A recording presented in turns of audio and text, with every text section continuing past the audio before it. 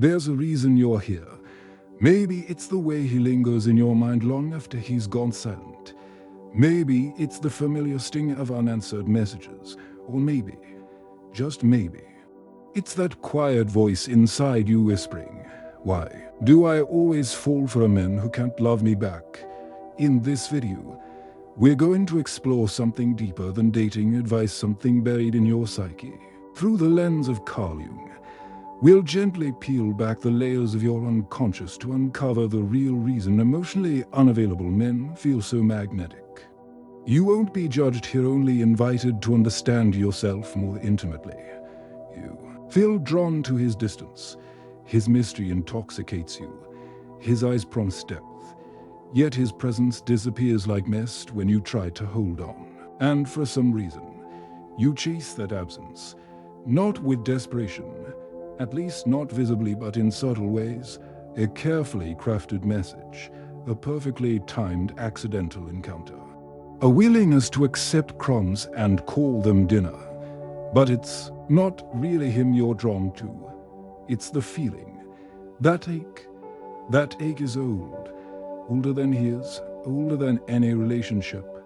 It pulses from a part of you that learned long ago that love is not something you simply receive, it's something you have to earn. By being good, by being easy, by being less needy, less much. Jung would call this a complex and emotional knot formed in your early life, charged with meaning and magnetism. It's not rational, which is why it overrides logic. You know he's unavailable. You know you deserve more. But the ache overrides knowing, because the ache is familiar. His distance mirrors are wound so deep it has shaped your identity. You confuse longing with love because longing is what you've always known. This isn't weakness, it's pattern. It's not about low self-esteem. It's about an emotional echo bouncing off your past. Think about it. If love has always been slightly out of reach, then love that arrives easily doesn't feel real. It feels suspicious, boring, even. So you return to the man who leaves you hungry, not because you want pain, but because pain feels like home. And in this familiar ache, you find yourself again wondering why silence can feel more seductive than safety. He feels familiar to familiar. There's something about him that stirs a memory you can't quite place, not a person, but a feeling. The way he glances at you without fully seeing you, the way his warmth flickers, unreliable. It doesn't feel new. It feels like déjà vu wearing cologne. This is what Jung would call a repetition of the emotional past, the unconscious mind recreating dynamics from childhood in an attempt to resolve them. You don't fall for him by accident. Your psyche recognizes him before your logic does. He is a living symbol of something unfinished inside you. You might notice how quickly you become invested, even if you tell yourself to take it slow. Something deeper pulls you in. It's not his resume, not his taste in music, not even his charisma. It's the emotional climate he carries, cool, inconsistent, withholding, and your inner child leans forward with wide eyes, whispering, "Maybe this time, if I try harder, he'll stay." That little girl in you isn't naive. She's a survivor. She learned how to navigate love by adjusting to uncertainty. She became attuned to every mood shift, every subtle cue that love might vanish if she didn't behave just right. And now, decades later, she still waits at the door, hoping the one who leaves might finally stay out of course. This man isn't your father, or your mother, or whoever first taught you that love is conditional, but he carries their emotional blueprint. And so, despite all your adult knowledge, your nervous system leans toward the familiar. The same way your body knows how to walk without thinking. It remembers how to ache in patterns. This isn't about blaming your past. It's about noticing how the past lives in your present. That attraction, it's a reenactment, a psychological echo, and until it's seen, you'll keep returning to the same emotional movie with different cast members. What feels like chemistry is often unhealed memory. And the moment you realize that, everything begins to shift. You stop chasing him, not because he changed, but because you finally recognize the script. He isn't magic. He's a mirror. You've worn the cool girl costume for so long. It almost feels like skin. You smile when you want to scream. You say it's fine when you're falling apart inside. You make it easy, effortless, unbothered. But the truth, you're exhausted. This is the persona you built, a carefully curated self designed not to scare love away. Jung described the persona as the mask we wear to meet the demands of society. But masks, by nature, are meant to hide. And somewhere along the way, hiding became a survival tactic. You learned, maybe early on, that being too much, too emotional, too needy, too expressive meant rejection. So you streamlined yourself, smoothed out your edges. You became low maintenance, understanding, chill, and yes, that performance worked for a while.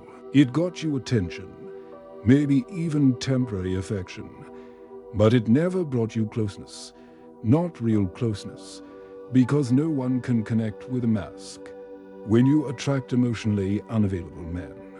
There's a cruel irony. You've become emotionally unavailable to yourself. You ignore your own needs to win theirs. You abandon your feelings in hopes they won't abandon you. And the deeper tragedy, they were never really there to begin with. You start to feel like you're disappearing in the relationship, like your voice is quieter, your laughter dimmer. You twist yourself into someone more palatable, someone easier to love. But the harder you try to be lovable, the more unlovable you feel. Because you're not being loved, you're being tolerated. In fragments, underneath the persona is a storm, longing, rage, fear, desire. You've learned to keep that storm quiet, thinking it will drive people away. But real intimacy doesn't fear the weather. It walks through it with you. The cool girl doesn't cry in public.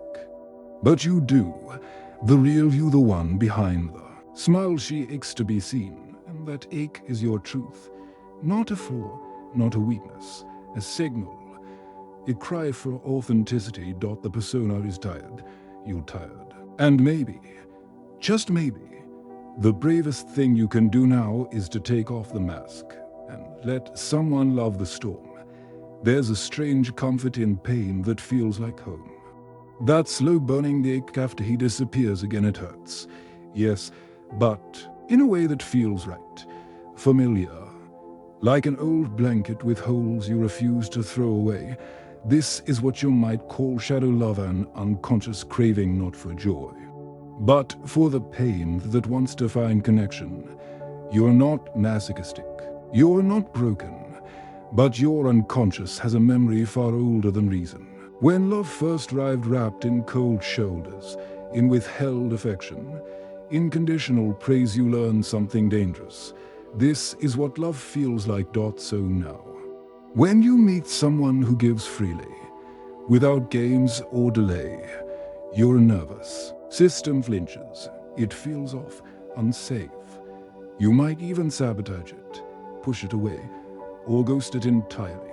And then, when the emotionally unavailable one appears aloof, enigmatic, sprinkled with just enough attention to keep you guessing, your heart lights up, not because it's real love, but because it's familiar wounding. You confuse longing with chemistry. You mistake tension for passion. Your body feels alive in the push-pull dynamic. Like a slot machine of emotional rewards. He texts you late at night. Jackpot. He disappears for 3 days. Maybe you did something wrong. Try harder. Be sweeter. Be sexier. Shrink. But this shrinking is a ritual. It's how you worship at the altar of a love that will never arrive. You're not waiting for a him, you're waiting to feel enough. And every rejection digs deeper into the belief that you're not. Jung's concept of the shadow tells us that we carry hidden aspects of ourselves, parts we've disowned, rejected, or buried. Often, these are feelings of rage, neediness, vulnerability. When unacknowledged, these shadows project onto our relationships. We seek partners who trigger them, replaying the emotional theater of our childhood in adult form. But here's the twist. Pain feels like love only until you experience love without pain. And that starts with turning toward your own shadow, holding the part of you that craves, aches, and clings not with shame, but with compassion. You don't love the pain, you love the hope inside it. But there's another kind of hope now on, born not from absence, but presence, and that kind never disappears. You think your anxious attachment started with your first heartbreak. That boy who kissed you on a Friday and ghosted you by Monday. But the truth is, the seed was planted long before romance ever entered your world. Your fear of abandonment didn't begin in adulthood, it began in the small, silent moments of childhood. The ones you barely remember, but your nervous system never forgot. Maybe it was a parent who was physically present, but emotionally absent. Maybe it was inconsistency, sometimes warm, sometimes withdrawn. Maybe love came with conditions: perform, behave, succeed, or worse, maybe it was withheld entirely until you earned it. And so, even now, love doesn't feel like a soft place to land. It feels like a tightrope to walk. This is where Jung's understanding of complexes and early emotional imprints meets modern attachment theory. Your anxious attachment is not a personal defect. It's your body's blueprint for connection, a survival mechanism wired into your being, saying, stay close, or you might not survive. So now, when you meet someone whose love feels slippery, your entire system springs into action, hypervigilant, sensitive, on edge. You read between lines that don't exist. You replay conversations. You apologize before you even know what you've done wrong. It's not drama. It's nervous system memory. And when that emotionally unavailable man withdraws, he doesn't just leave you on read. He triggers an ancient panic. Your muscles tighten. Your chest aches. You feel like you're disappearing. Not because you miss him, but because his absence reactivates your childhood fear. What if I'm unlovable? You crave his return not for who he is, but for the relief from the withdrawal. It's not love, it's a chemical survival loop. Dopamine spikes when he engages. Cortisol floods when he retreats. Your body becomes a battlefield where love is. War. But here's the beautiful truth. What was wired can be rewired, slowly, gently, through awareness, through safety, through learning to sit with that anxious wave rather than drowning in it. Your anxiety isn't crazy, it's intelligent. It's trying to protect you. But now, you get to remind it that the danger has passed. You are no longer that child begging for scraps. You are a woman learning to feed herself with love that doesn't vanish. You don't just see him, you see into him. Or at least, you think you do. You catch glimpses of who he could be, the softness under his sarcasm, the potential buried beneath his walls, the vulnerability he shows for half a second before retreating again. And it's that glimpse, the flicker, that keeps you holding on. This is projection. Jung warned us about it.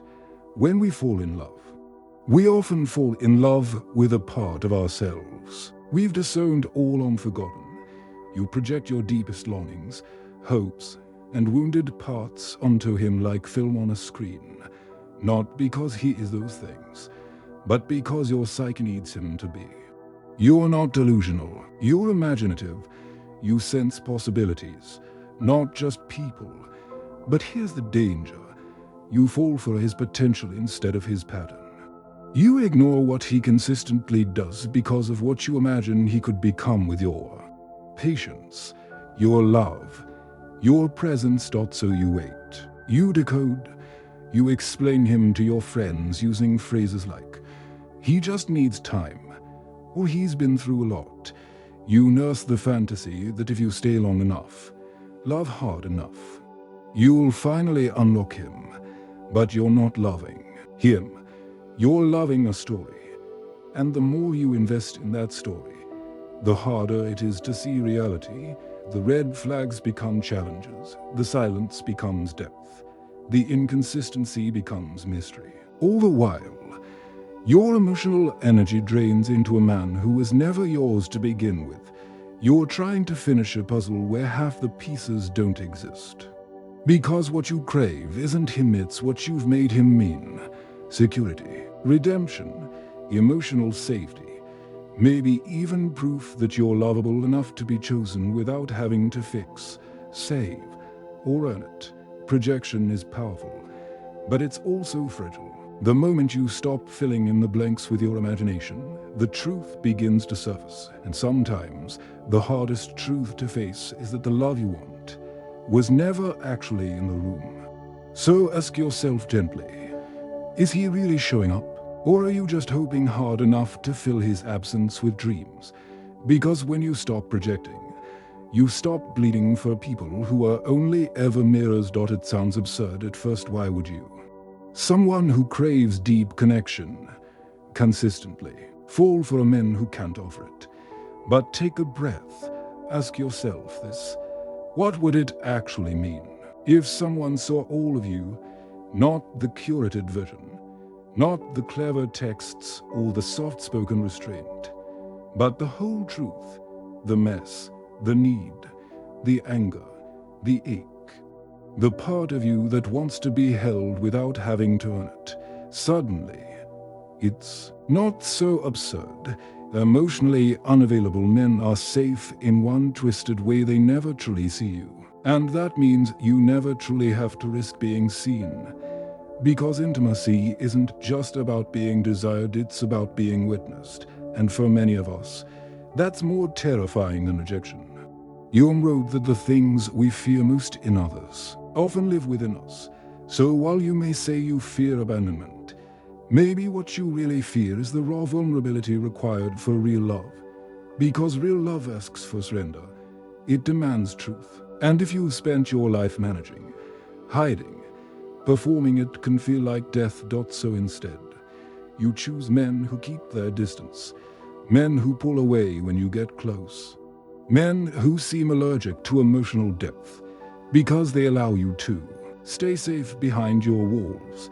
You can keep yearning without the danger of receiving. The dance is familiar. You chase, they retreat. You adjust, they resist and dip down. There's relief in the cycle. If they never open up, you never have to. Either you can keep the spotlight on their issues, commitment, fears, trauma, past relationships, and avoid the trembling truth of your own. Because if someone did stay, what then? Would you let them see the whole of you? Would you risk the silence after your truth lands in the room? Unavailable men give you the illusion of love without the cost of exposure. But they also give you nothing real. The fear isn't of being alone, it's of being known. And once you name that fear, you begin to see the pattern not as a curse, but as a shield you no longer need. You don't fear love, you fear what love demands, your naked self. You apologize for an edited dot when he pulls away. The ache in your chest isn't just heartbreak, it's confirmation. A whisper in your mind says, see, you are not enough. You never were. And in that moment, his silence becomes evidence, not of his own issues, but of your unworthiness. It's cruel how rejection can feel like proof. You tell yourself you're over it. You've done the work. You know your worth. But all it takes is one unread message, one vague excuse, one cancelled plan, and suddenly, you're back in the courtroom of your mind, on trial for not being lovable enough. Jung believed we all carry hidden beliefs, core assumptions buried so deep we forget they're even empty. And one of the most destructive, love must be earned, and I am hard to love. That belief doesn't shout. It hums beneath the surface, shaping every choice. It leads you to men who won't choose you. Because their rejection completes a story you've known your whole life. So you overcompensate. You become accommodating. You downplay your needs, laugh at jokes that hurt, stay silent when your heart screams. You become more lovable by becoming less of yourself. And when he still doesn't choose you, the pain is familiar but the script is intact. You think, if only I'd been prettier, less intense, more patient. You edit yourself in retrospect, as if rewriting the story will change the ending. But here's the truth. It was never about you. His emotional distance was never a response to your flaw. It was a reflection of his own limitations, and yet you internalize it, because blaming yourself feels strangely empowering. If it was your fault, then maybe you can fix it. Maybe next time you'll be perfect enough to keep love from slipping away. But perfection is not intimacy. And love that depends on shape-shifting isn't love, it's performance. His rejection does not define your value. It reveals his capacity. But your old belief, the one that says you're never enough, clings to that rejection like it's prophecy. It's not. What if you stopped treating his silence as a verdict? What if you started treating it as clarity? Because sometimes the greatest gift is not being chosen, so you can finally choose yourself. There's a quiet power in seeing the pattern. Not just noticing it, but naming it. You start to recognize the rhythm, the chase, the high, the crash.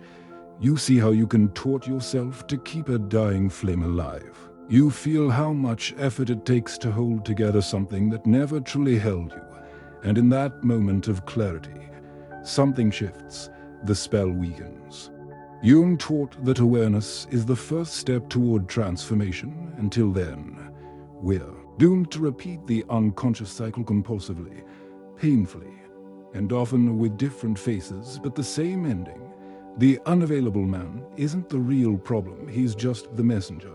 When you start to unmask the pattern, you don't hate yourself for playing it, you understand yourself. You stop shaming your past choices and begin asking real questions.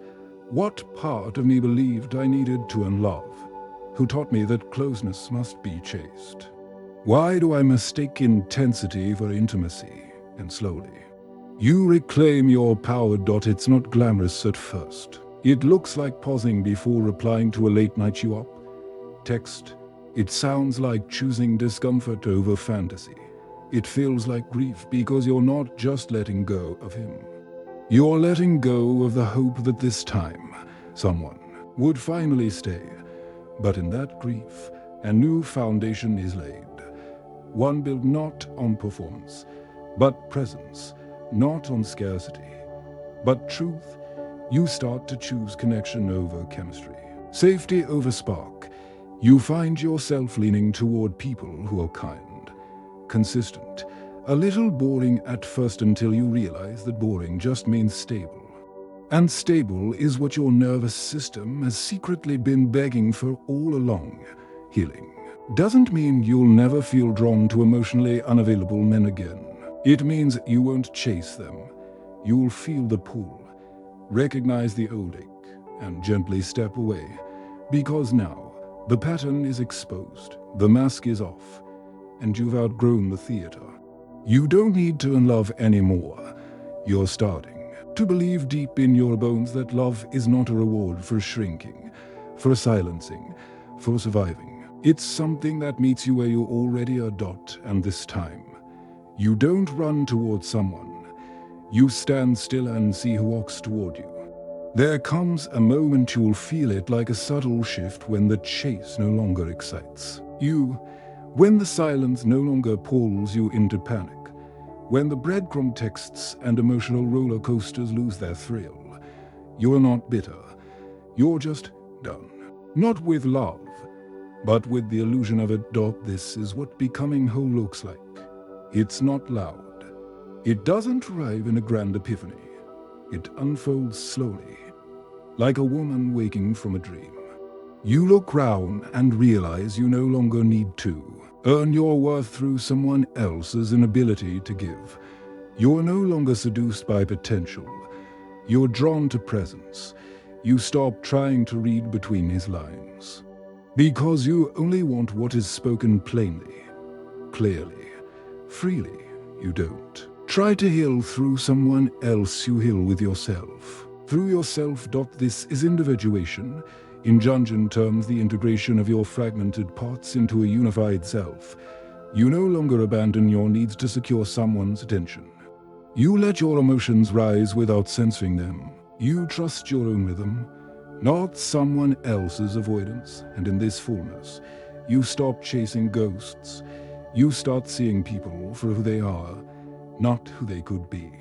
You spot red flags not as challenges, but as invitations to walk away with. Grace.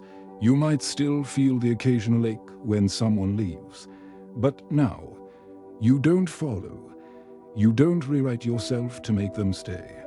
You bless them, let them go, and return to your center.